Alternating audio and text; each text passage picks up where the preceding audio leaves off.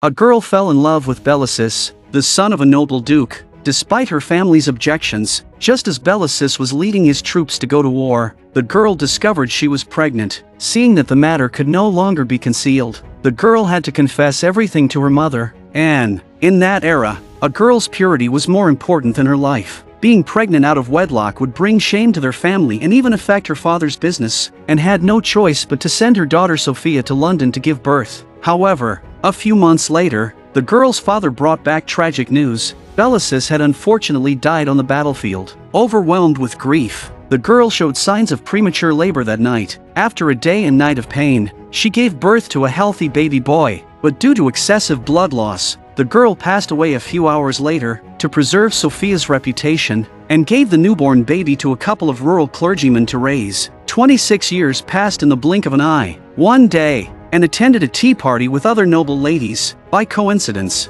she met Bellicis' mother, Caroline. There, during their conversation, Caroline was still immersed in the pain of losing her only son, and felt deeply sympathetic. She thought that after losing Sophia, she still had her son Oliver by her side. But Caroline and her husband had been living alone and lonely, and was suddenly filled with compassion. When she got home, she ate with her family absent-mindedly, perfunctorily answering Oliver and Susan's questions. Just as Susan questioned why their mother didn't take her when she went to meet the most noble duchess in the city, Anne's husband was shocked. Before going to bed, Anne told her husband about her idea, but he didn't support her. Her husband said, "You can't tell her," but Anne still thought Caroline was very pitiful at that time. She believed that if her husband had been there to see the poor Caroline, he would definitely agree with her choice. However, for the sake of Sophia's reputation, her husband still refused. He didn't want Sophia to be talked about as an immoral person, and said she would persuade Caroline to keep the secret, just letting her know that she still had a grandson. Her husband thought they had hidden it for 26 years and refused to let Anne tell the truth, not wanting his daughter's soul to be discussed. But after thinking for a few days,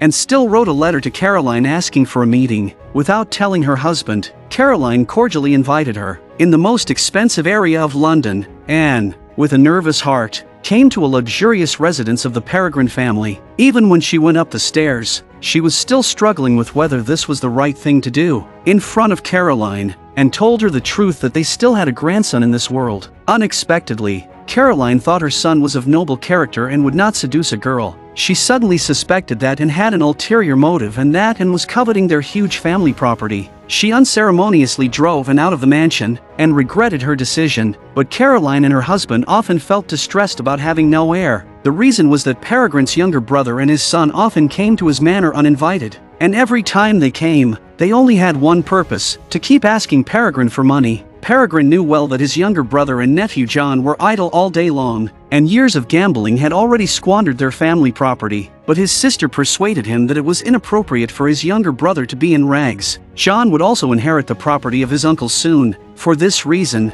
John also got involved with Maria, the daughter of a wealthy family. To maintain the family's status, their expenses were very high. Helplessly, Peregrine had to compromise again. On the other side, seeing his wife looking unhappy, Anne's husband gave her a ticket to visit a garden, telling her to go out and relax. The next day, when Anne was visiting the garden, she unexpectedly met Caroline again. This time, Caroline put aside her arrogance and sincerely apologized for her rudeness last time. She took the initiative to ask about the whereabouts of the abandoned grandson. Over the years, with the secret help of Anne's husband, this young man named Charles had grown up healthily. He was sunny and positive, not affected by his poor growing environment. At the age of 26, he opened a cotton purchasing company. One day, when he just arrived at the office, he saw a strange old lady. The lady had been waiting in the office. When Caroline turned around, she seemed to see her deceased son. There was no doubt that this boy, who looked very much like Bellicis, was the grandson she was looking for. Caroline asked Charles about his family situation. It was obvious that his adoptive parents had kept the secret of his origin very well. Charles didn't know that he was a noble young man who had been left in the world. Caroline said she would assist him in his business, but she hoped to see Charles at the Peregrine family's party next Tuesday. Charles was very surprised. Why would a strange old lady think so highly of a nobody like him? At the same time,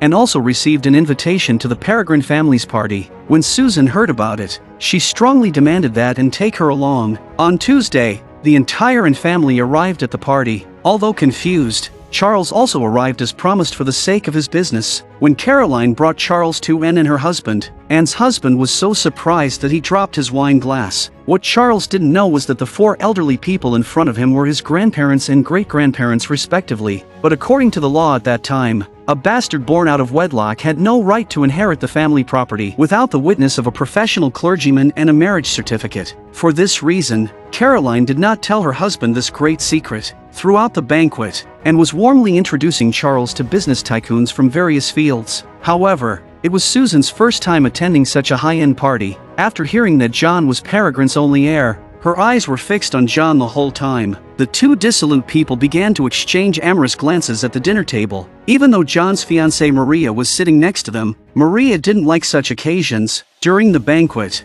she secretly ran to the yard to get some fresh air. Unexpectedly, Charles, who also came out to get some air later, had a pleasant chat with her as if they had known each other for a long time. Maria had the independent charm of a new era woman. This temperament deeply attracted Charles. Similarly, Maria also felt Charles's sincerity and integrity. Compared with John, her fiancé who was arranged by her parents, Maria could keenly tell the difference between them. After the banquet, John was dissatisfied with his aunt's favoritism towards a stranger. He didn't understand why his aunt would support a stranger instead of investing in him. Just 3 days later, John's father, with a face full of scars, came to find Peregrine. This time, he asked Peregrine for £1,000. Faced with such a large sum of money, Peregrine resolutely refused him. It turned out that John's father had owed huge gambling debts, and the creditors had forced him to set today as the final deadline. But no matter how he pleaded, Peregrine still refused to help him again. Just as Peregrine's younger brother was angrily going downstairs,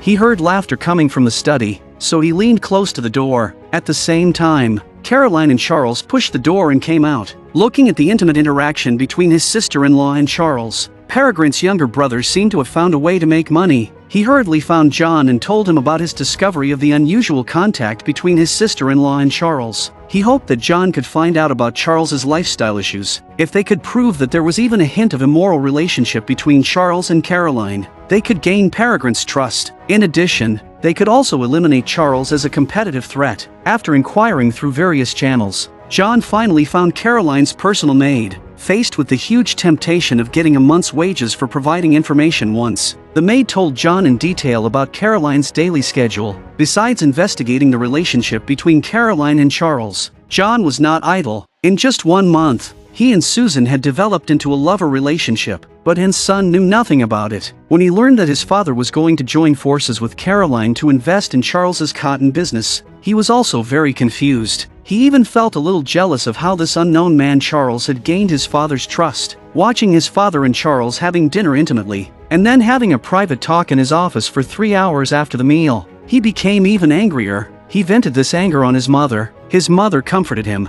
saying that it was just his father appreciating Charles's business talent. One day, Anne went to visit Caroline, but unexpectedly, Maria was at her house. When Caroline proposed that she wanted to go to Charles's company, Maria found every reason to strongly demand that the 2 elders take her along. Unexpectedly, 3 women with their own thoughts appeared in front of Charles at the same time. Looking at the large-scale new company, Maria was full of praise for Charles, and Charles's insights into the business world that followed made the 3 women look at him with newfound admiration. At that moment, John's figure appeared in Charles's office. It turned out that the servant who had betrayed Caroline had informed John of Caroline's itinerary, so he followed along, wanting to see what kind of charm this much-favored young man had. However, John's sarcastic remarks aroused extreme dissatisfaction from his fiancée Maria. John went to the apartment in a fit of pique to have a tryst with Susan. He hoped to find out more about Charles's background from his lover. On the other side, Maria tried to persuade her mother to call off the engagement with John, because during her interactions with John,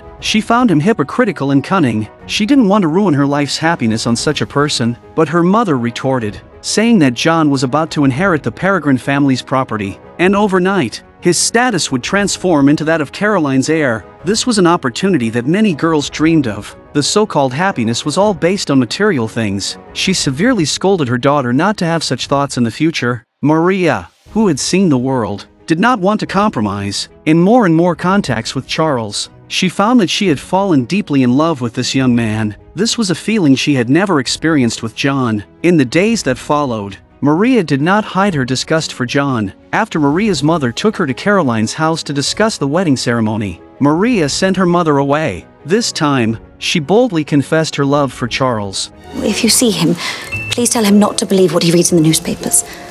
And give him my love. On the other side, Susan found that her body had changed. During meals, she had no appetite and even felt like vomiting, but her husband, who had been cheated on, was now on the same side as John. In order to get back at Charles, they joined forces to destroy the biggest order Charles had been negotiating for the past 6 months. As a result, both Charles and Anne's husband suffered heavy losses. They might even be taken to court because of this. In order not to implicate Anne's husband, who was an investor, Charles resolutely revoked his status as an investor and took on the unpredictable risks alone. John's foolish father wanted to hit someone when they were down at this time. He threatened his sister-in-law that if she didn't let John inherit the family property as soon as possible, he would report her business dealings with Charles and make her ambiguous relationship with Charles public. One day, an unexpected visitor appeared at Anne's house. Unfortunately, Anne was not at home. This unexpected visitor was the servant who had attended to Anne's daughter Sophia during her confinement 26 years ago. She said that while cleaning the room, she had found an unsent letter from Sophia. Anne's housekeeper received her. The housekeeper gave her an address and suggested that she leave her luggage and go find Anne. But in the blink of an eye, the housekeeper, who had also been bribed by John, took a copied version of the letter and handed it to John. The careless housekeeper, in her hurry, only copied the last page. John flew into a rage and ordered the housekeeper to immediately go back and steal the original letter. Just as the housekeeper was rushing back, the letter had already been safely delivered to Anne's hands. From the half of the letter's content, John vaguely realized that Charles was very likely to be Peregrine's grandson, because in the letter, Sophia was full of longing for Bellicis, Anne's husband. In order to investigate the behind-the-scenes frame-up, ran around every day looking for various clues. At the newspaper office, the reporter mentioned that his son had come to him many times, wanting to spread news about Charles's illegal cotton purchasing, but because of insufficient evidence, he had not agreed. Anne's husband instantly realized something. His son had long been dissatisfied with his concern for Charles, and all this was very likely done by his own son. Anne's husband told Charles about this clue without hesitation, but the kind-hearted Charles was in a dilemma. Still thinking about the relationship between the old man and his son, he didn't want their father-son relationship to be strained because of his own affairs. He asked Maria to take him to Anne's house, hoping that Anne would persuade her husband not to pursue their son's responsibility. Maria's mother saw her daughter being so close to Charles, and she warned Charles not to ruin her marriage with John. She thought Charles and Maria were getting too close and asked about their relationship. Charles did not lie to her. He said that he and Maria had a date in the library, but Maria was in a bad mood, and he was just comforting her. Charles wanted to explain further, but was interrupted by Maria's mother. Maria's mother said that Maria was a treasure, and Charles's status was not worthy of Maria. She warned Charles that if he had any self-respect, he should stay away from Maria and not appear in front of her again. Maria was disappointed by her mother's stubbornness. She frankly said that she would not go back to her home until her mother agreed to call off the engagement. At the same time, an old friend of Anne's husband, who had retired from the front line, came to find him. From this captain, Anne's husband learned that his daughter and Bellicis had once looked for a clergyman he knew and secretly got married in the church, but that clergyman later joined the army and went to the battlefield, and he died in the war. This meant that Sophia and Bellicis were actually married, and Charles was not an illegitimate child. In the next few days, Maria's mother came to Anne's house every day, and grew more fond of this brave girl. And Susan, seeing her pregnant belly becoming more and more obvious, wanted John to give her an explanation. John's words made her realize her mistake. Susan asked John why he was so cold-blooded. "You are the father of the child," she said. John indifferently said that she had no proof that the child was his, and that she was just a lowly woman. John had played with her feelings. However, she did not intend to let the matter end like this. After John left, she casually picked up the letter from the table. When she got home, loud quarrels between her husband and father-in-law came from the study. Confronted with evidence, Anne's son still didn't realize his mistake. After he slammed the door and stormed out,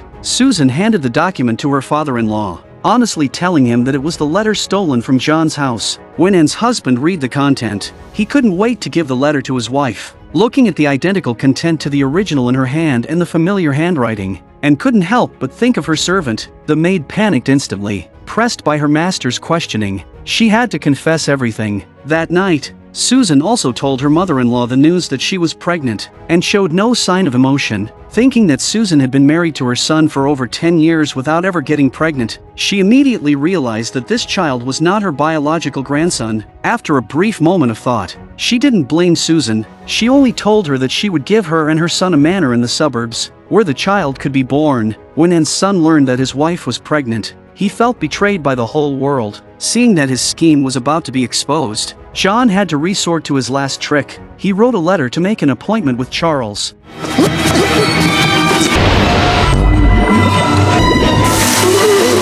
At the critical moment, Anne's husband got the news. He rushed over with his son. When he found Charles falling into the water, he disregarded his old age and didn't hesitate to jump into the moat, wanting to save his grandson, but his strength wasn't enough to pull Charles up. Watching his father struggling to survive in the water, Anne's son wanted to rescue him but was stopped by John. If both of them died accidentally, they would both inherit the family property as a matter of course. This was exactly what they had been striving for. However, after a bitter struggle, Anne's son overcame the demon in his heart. He chose to jump into the moat and saved both his father and Charles. When all the truth came to light, the Anne family, along with all the evidence and the son of the clergyman who had presided over Sophia and Bellacis's wedding, met with the Peregrine family. Charles was officially designated as the heir to the Peregrine family. As for the disgraced John and his father, Peregrine severed all ties with them with a written document. John, like a headless fly, hid in the streets and alleys all day long. At the end of the film,